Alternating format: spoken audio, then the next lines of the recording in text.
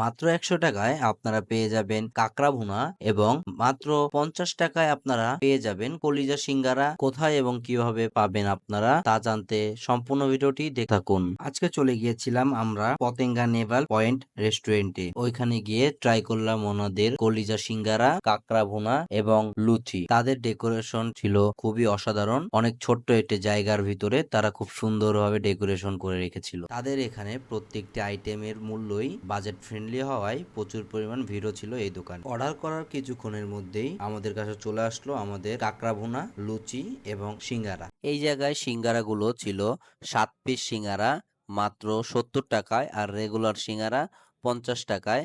তো আমরা যে 70 টাকায় সিঙ্গারাগুলো নিয়েছিলাম এগুলো ছিল কলিজা সিঙ্গারা। প্রত্যেকটা সিঙ্গারার ভিতরেই ছোট্ট সাইজের সিঙ্গারা দেওয়া ছিল। প্রথমে আমি যে সিঙ্গারাটা নিলাম ওই সিঙ্গারার মধ্যে দেখতে পাচ্ছেন বেশ ভালো পরিমাণ বড় সাইজের এটি কলিজা ছিল।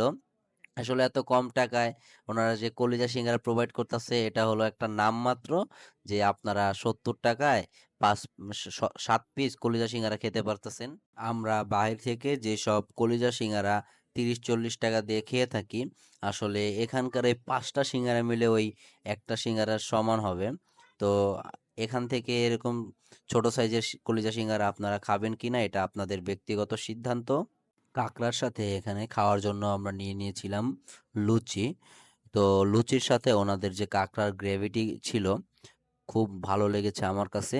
আসলে এত কম টাকায় এই ঢাকা শহর বা মিরপুরের মতো জায়গায় সি ফুড আইটেম, আর তাও আবার এত ভালো মজার সুস্বাদু পাওয়াটা যায় না খুব সচরাচর।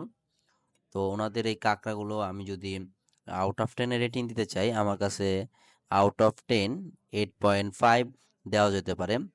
আর ওনাদের কাঁকড়ার দাম যদিও বা অনেক কম ছিল, কিন্তু ওনারা যে ছোট ছোট লুচি দিছে লুচিগুলোর দাম পড়ছে 10 টাকা করে। লুচিগুলোর দাম ওনারা আর একটু কম রাখতে পারতো। লুচিগুলো যেই রুটিগুলো আসলে ওরা 10 টাকা করে সার্ভ করছে ওগুলো আসলে 10 টাকা মূল্যের না, আমার কাছে যা মনে হইলো। আপনাদের কাছে আপনারা ভিডিওতে দেখে কি বুঝতে পারছেন কমেন্ট বক্সে জানিয়ে দিতে পারেন।